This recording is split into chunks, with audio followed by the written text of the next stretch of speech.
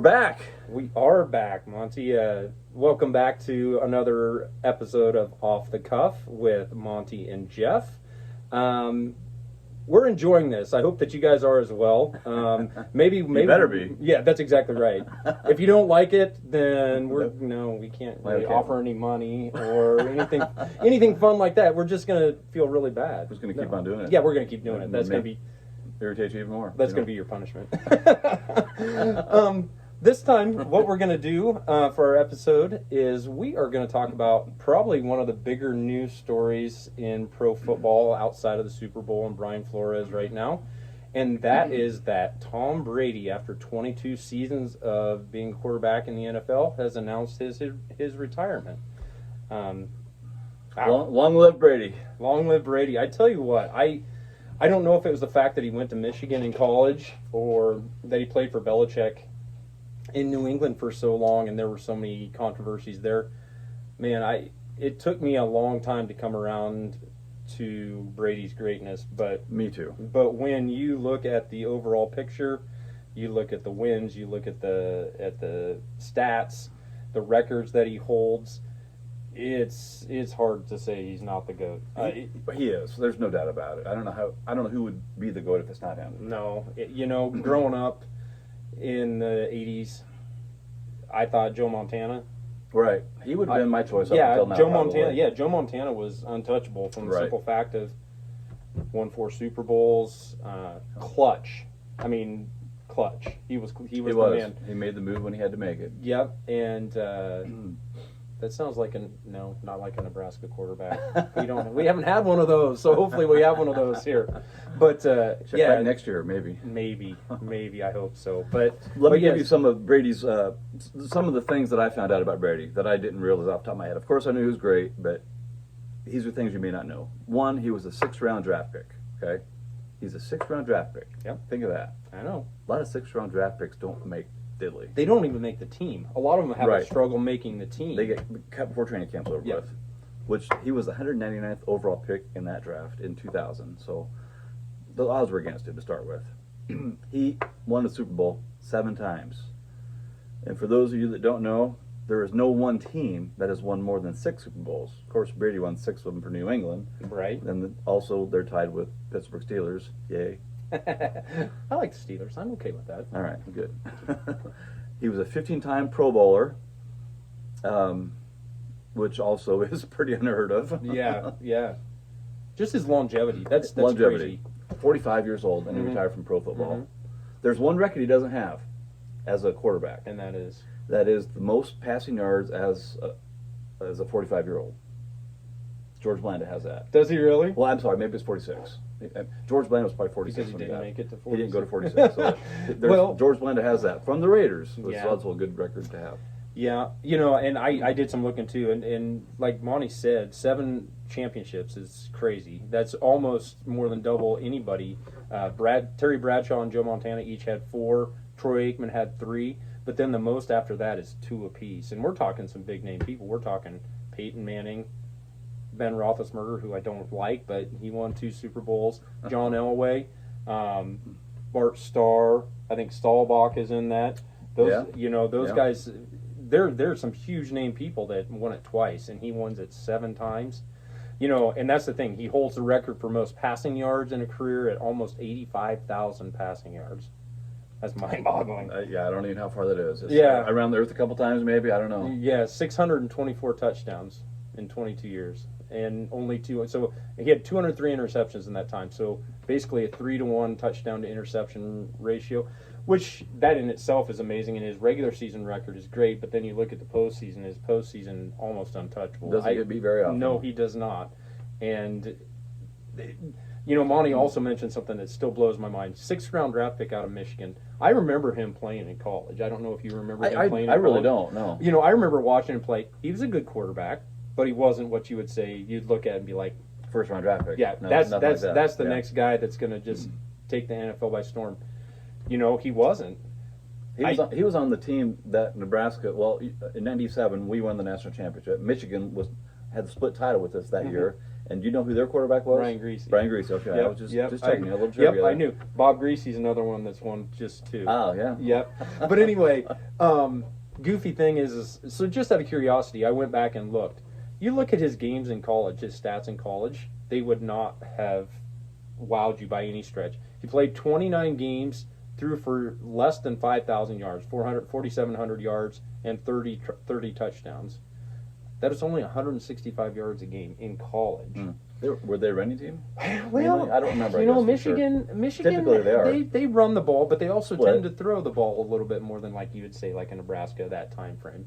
All right. But so my question to you, Monty, and I've been thinking about this. So, how does a guy that is good but not great in college become the greatest to ever play the pro game?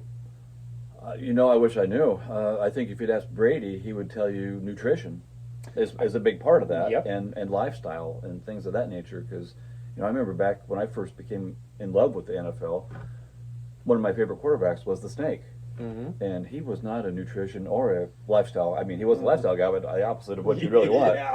Yeah. So Brady, he did things right, Yeah. and I think he just took care of his body, and the maturity factor. I think he matured a lot as he got into the pros, and I've got to believe that. I'm not a big fan of Bill Belichick, but I've got to believe that Belichick get him on the straight path. They run a tight ship up in New Yes, England. they do. Yes, they And do. I've got to think that played a role in it. And I would agree. And I've said this multiple times. I do not like Bill Belichick. I think he's a little shifty at times, but he's a good coach. And I think he and the people that he employs when Brady was playing for him, Bill O'Brien was his offensive coordinator at one time. He was. Those guys, I think between their tutelage and Brady's, like you said, his nutrition and his work ethic outside of there, and you have to say his film study. I mean, preparation is, preparation is key in the pros. Is key in the pros. At any level, really. Yes, and I think you'd have to credit that because he does things that I never thought coming out of college he would do. For sure. You want to know a funny story? I did come across this as I was researching. Yeah, absolutely. For all of you that know Monty and I love We like baseball. funny. Well, yeah. And we like baseball. And this kind of turns into a baseball, and it goes with Monty's nutrition story. Ichiro, that played for the Mariners, and then he played for multiple teams later on in his career. But anyway, he played for a long time. He was in his early 40s, I think, when he stopped playing pro baseball. So. Yeah. Anyway, they were having a meeting. He was having a meeting with his coaches for whatever team he was playing with at the time. And he's like, I got a text from somebody. I don't have any idea whose number this is. And they're like, well, what do you mean? He goes, this guy's saying he got my number from Alex Rodriguez, and he wants to talk to me about his nutrition program, or about my stretching and nutrition program. And they're like, well, who is it? What's his name? He goes, I don't know. Let me flip down. He flips down. He goes, Tom Brady. Who the F is Tom Brady? So he didn't even know who Tom Brady was, which, I mean, there's a cultural difference you there. You got to forgive him. He's Japanese. Yeah. But still, that makes me laugh. But, one of the longest active baseball players had no idea who one of the longest active football players. And this was recent? Yeah, this was in 2017. No kidding. So I got to tell you, my first memory of Tom Brady, I might have heard a little bit about him in college because I think he was battling Drew Henson for the Michigan quarterback title. But that's not that important. The important thing to me was Brady really started off on the wrong foot with me because in his first season as a pro, he wasn't the starter. It was Drew Bledsoe. That Bledsoe got injured early in the year, and Brady took over and led them to the playoffs. And in the playoffs that year, they were hosting up in New England. And they were playing my favorite team, the Oakland Raiders. They were the Oakland Raiders then. Now they're the Las Vegas Raiders. And, there was an incident in that game where Brady was tackled. He was in the process of throwing the ball, and one of his former teammates from Michigan, Charles Woodson, hit him and fumbled the ball. Well, they first ruled it a fumble, and then they overruled that by instant replay, saying, what did they call that? They called it the tuck rule, but I don't remember what the justification was for overruling it then. Anyway, I thought then, I don't like this guy. This is BS. And, well, the Raiders lost the game. So if they would have won, I guess I wouldn't have cared. But yeah. I didn't like Brady very much after that. And for what it's worth, it was a fumble. I think it sure was. It should have been a fumble. I mean, the justification was that they said his hand was moving forward and the ball came out, so it was an incomplete pass. But from all replays, it looked like he was coming forward and then he was trying to tuck it again to go. And so, oh, that's right. That's what it was. He was trying to tuck it before he threw it. He saw he was getting tackled. Yeah, you're right. You're exactly right. Anyway, Monty's right. It should have been a fumble. And they won the Super Bowl that year. Yes, they did. They were the 14-point underdogs against the Rams, and they won the Super Bowl. Yes, they did. So the legend began. 2002, if I remember right. Yes, I think you're right. I'm pretty I think sure you're right. 2002. Kicked a field goal right at the end, but anyway, yeah. So Tom Brady, one of the best, or actually the best to ever do it in the quarterback position in the pros, is hanging it up. Obviously he doesn't give a crap what I say, but you wish him well, and you just kind of have to look back and appreciate what he did. Yep, we salute you, Tom Brady. Happy retirement. I know the AL East is going to be happy now. Yes, they will be much. Well, I guess it's NL East. Yeah, now, NL East, but AL East was. They're both happy that you're gone. The East in general is happy.